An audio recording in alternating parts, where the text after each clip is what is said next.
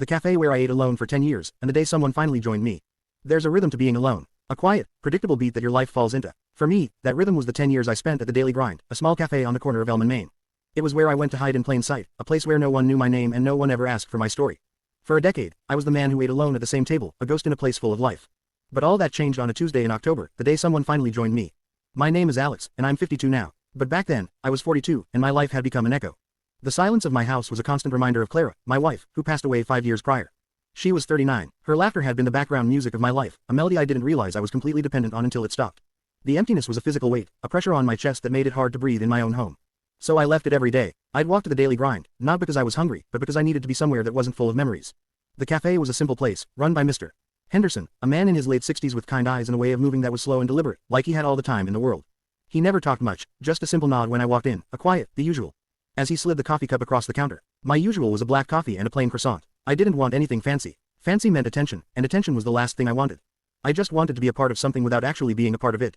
For 10 years, my routine was a perfect circle. I'd arrive at 8 a.m. sharp, pick the table in the corner, the one by the window that looked out onto the street. It was my private box seat to the human show. I'd watch the world go by. I saw students cram for exams, their heads bent over books. I saw young couples holding hands and laughing. I saw tired parents trying to get a moment of peace before the chaos of their day began. I learned to read people by their coffee order and their expressions. The rushed look of a commuter, the relaxed posture of a freelancer. They were all characters in my silent movie, and I was the audience. I became a master of being invisible. I'd sit there for hours, a newspaper folded on the table, a book in my hand that I rarely read. I'd just watch. People would glance at me, but they'd never really see me. They'd see a quiet man, a loner. They had no idea I was a widower, a heartbroken man who had lost his soulmate. They had no idea that for 10 years, I was just trying to remember what it felt like to be a part of something, to feel the warmth of human connection, without having to risk the pain of letting anyone in again. The coffee was a comfort, the bitter taste a perfect match for the bittersweet feeling of being so close to life and yet so far away. I knew the regulars. The old woman who came in at 8:30 for her Earl Grey tea and sat at the table near the door, a copy of the crossword puzzle always in front of her. The young man with the laptop who'd arrive at 9 a.m. on the dot, his fingers flying across the keyboard all day. I knew the rhythm of the staff too, the clang of the espresso machine, the soft scrape of chairs being moved, the muffled sound of their conversations. All of it was the background to my solitude. It was a comfortable loneliness, one I had come to rely on. It was a shield. Then one day, the routine was broken. It was a gray Tuesday, the kind of day that made the cafe feel extra cozy. I'd finished my coffee and was folding the newspaper, preparing to disappear back into the quiet of my own life. Just as I was about to stand up, a woman walked in. She was about my age, maybe a little younger. She had auburn hair pulled back in a messy bun, and she carried a huge portfolio and a small bag with a coffee thermos. She seemed to know Mr. Henderson, offering a brief nod and a tired smile. Her name was Lena, and I would learn later that she was 48.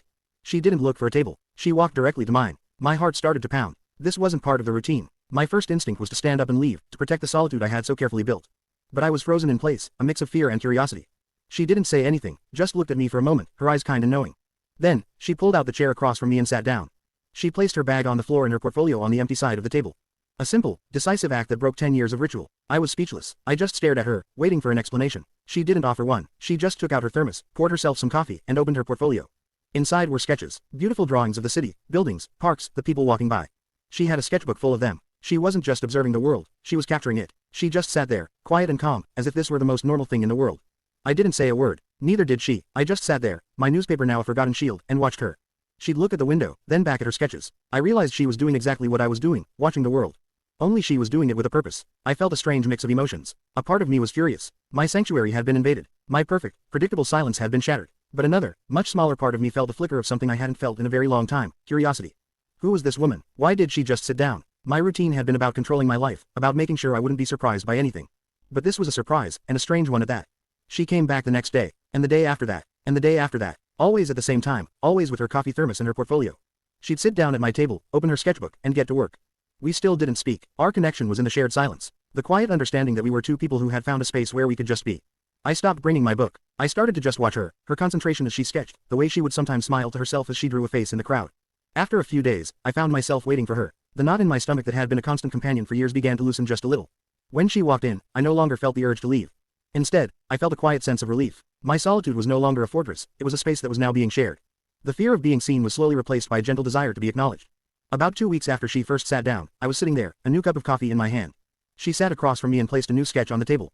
It was of me, a simple, charcoal drawing of me sitting at the table, my hand on the coffee cup, my face turned towards the window.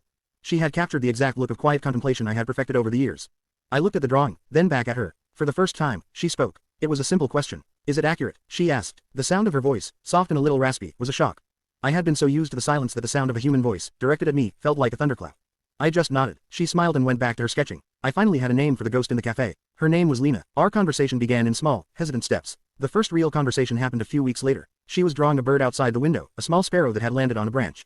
I had an urge to speak. I told her that my wife, Clara, loved sparrows. The words came out of nowhere, a thought I hadn't consciously planned to share.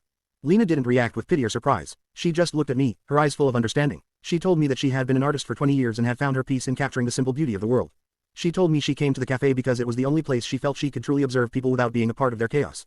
We discovered we had a lot in common. We both found comfort in routine and observation. We both saw the world in a detailed, focused way. We never talked about our pasts in great detail at first. We just talked about the present. The way the light hit the old building across the street, the strange outfit of a passerby, the smell of rain before it started to fall. For 10 years, I had been an audience. Now, I was a co-narrator. Over the next few months, the daily grind stopped being a place of refuge and became a place of connection. I started coming earlier, hoping to catch her. Sometimes, she would be there first, and a quiet smile would be my only greeting as I sat down. Sometimes, I would arrive first, and I'd feel a gentle anticipation, a feeling I had completely forgotten existed. I learned that she had lost her best friend in a car accident, a sudden and tragic event that had made her retreat from her life as an artist and find solace in the anonymity of the cafe. She told me she had only just started painting again after years of not being able to pick up a brush. Her art wasn't just about capturing the world, it was about healing from a world that had broken her. One snowy afternoon, as the cafe was nearly empty, the silence felt different. It was warm and comfortable. I found myself talking about Clara. The words flowed out of me, a torrent of grief and memories I had kept bottled up for so long. I told her about our first date, a terrible movie we both pretended to like. I told her about our wedding, and how she had a laugh that was so contagious, it could make a whole room smile. I told her about the day she was diagnosed, and the quiet, terrible months that followed. I told her about the finality of it all, the way it felt like the world had simply stopped and forgotten to tell me. As I spoke, Lena didn't interrupt. She just listened, her gaze steady and kind. Her presence was a silent comfort, a space that felt safe enough to finally be vulnerable. The weight on my chest that had been with me for 10 years, the one that had driven me to the daily grind in the first place, finally started to lift.